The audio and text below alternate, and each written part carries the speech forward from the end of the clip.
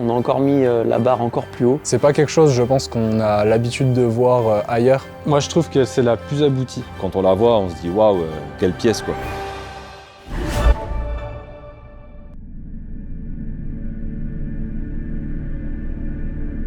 Le dernier Chevalier d'Or qu'on avait sorti, c'était Camus, et là on sort donc notre 7e Chevalier d'Or, qui est Mu, le Chevalier du Bélier. On a décidé de l'adapter dans l'arc Hadès, parce que dans l'arc Sanctuaire, on le voit pas vraiment se battre, et on s'est dit faire une statue où il répare des armures, il y a mieux à faire pour rendre hommage au personnage. C'est une licence que j'adore. J'ai regardé les épisodes quand j'étais gamin. Voir les 5 chevaliers de bronze gravir les maisons et pour aller sauver Saori, c'était quand même quelque chose d'exceptionnel, quoi. C'est la scène en fait où il se bat contre le spectre du papillon dans le temple du cancer. Je pense qu'avec cette statue, on a réussi à mettre en avant le côté guerrier de Mu, qui est un personnage très doux à la base. Je trouve que c'est le leader des Chevaliers d'Or. C'est lui qui a tout pour protéger ses alliés. Et ici, en fait, on voit toute sa puissance avec les colonnes qui s'effritent, son cosmos derrière et surtout la pluie d'étoiles qu'il envoie sur son adversaire. C'est pas quelque chose, je pense, qu'on a l'habitude de voir ailleurs. Le mock-up, il aide énormément à construire d'abord la statue et voir en fait comment on va placer les choses. Donc on va pas directement sculpter, etc. et puis placer des trucs. C'est vraiment d'abord construire avec des bases simples et après on fait des détails. Un des challenges, c'était aussi qu'on ressente en fait que le cosmos était en mouvement, mais pas très rapidement en fait. Et on va dire que les backgrounds, c'est vrai que je me suis beaucoup réfugiée là-dedans parce qu'il y a plus de liberté, tu peux vraiment étendre ta créativité là-dedans. Et de voir le résultat, c'est encore plus ouf.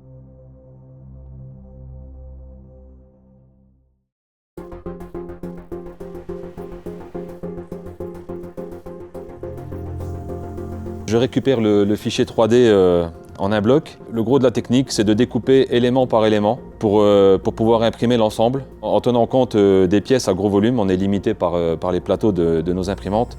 Et donc parfois, il faut surdécouper les éléments. La difficulté sur cette pièce, c'était les éléments arrière qui sont concaves. Et du coup, on pouvait en placer qu'un à la fois sur les plateaux. Et c'est un projet qui a mis plusieurs semaines à sortir d'impression.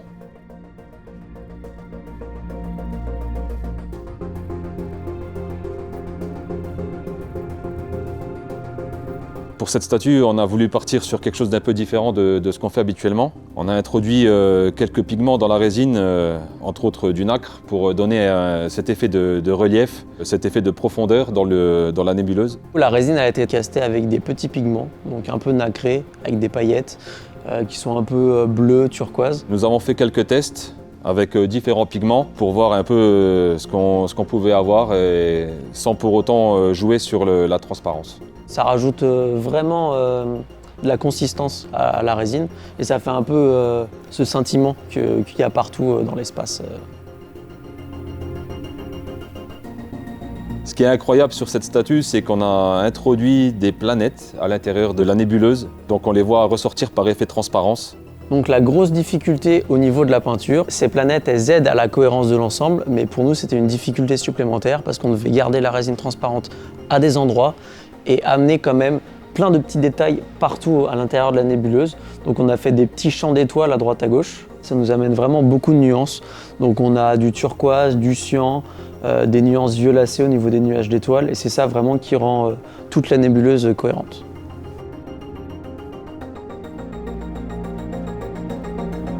Ici, vu que la nébuleuse elle prend vraiment de l'espace sur la statue, c'est vraiment tout le décor.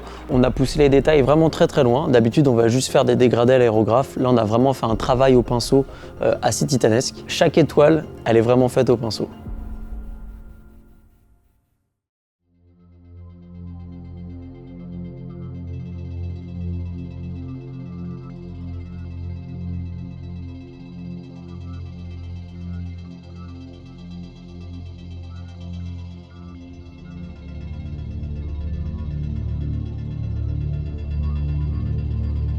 Pour que ce soit le plus réaliste possible, on a aussi fait des effets de lumière sur les piliers. Donc ces effets de lumière, ils suivent la traînée des étoiles. Il y a aussi un gros travail au niveau des reflets de l'armure. Donc ce qui était compliqué à aborder, c'est que par rapport à une armure classique, donc là on avait des étoiles autour, donc il a fallu aussi simuler tous ces reflets en plus.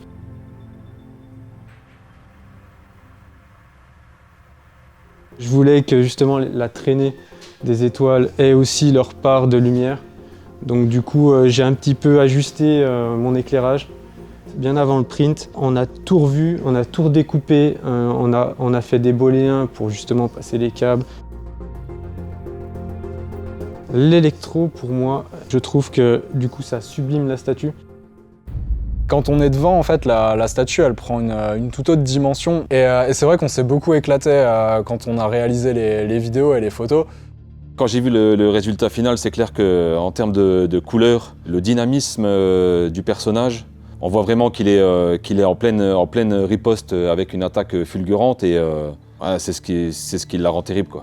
Moi je trouve que c'est la plus aboutie. La réalisation elle est dingue. Tout se marie bien. On a essayé de faire une nébuleuse derrière, qui a ce côté violacé qui rappelle un peu les nébuleuses d'Orion et tout, c'est vraiment pas mal. Franchement, je suis très surprise en fait du résultat. Tu sens que le gars il est vraiment parti pour attaquer, quoi. Sur la précédente statue qu'on avait sortie, donc Camus, je la trouvais déjà incroyable de par la pose du personnage et le fait qu'on ait en fait Aurora derrière.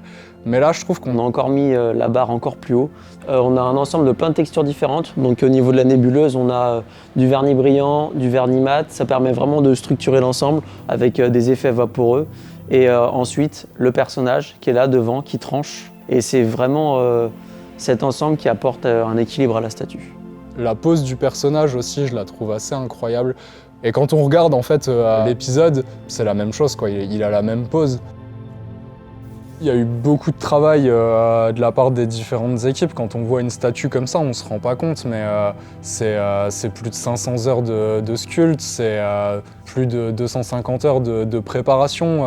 Pareil, je crois qu'il y a plus de 150 heures de peinture. C'est titanesque. Je vois les étoiles qui ont été peintes à la main. C'est un niveau de détail qui est quand même assez fou.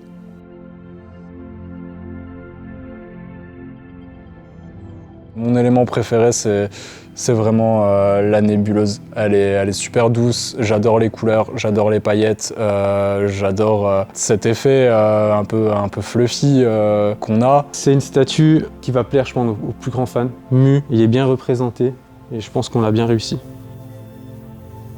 Quand je vois cette statue, je pense immédiatement en fait, à tout le travail d'équipe qu'il y a pu avoir. Entre la 2D, puis la 3D, les prints, la prépa et la peinture, ils ont fait un travail exceptionnel. Et il y a eu une vraie cohésion d'équipe depuis le début jusqu'au pôle peinture, à la validation de cette statue. Avec cette statue, je trouve qu'on a réussi vraiment à rendre hommage au Chevalier du Bélier. Moi, je la trouve magnifique et j'espère que de votre côté, vous ressentirez toute la passion que l'équipe a pu mettre dedans.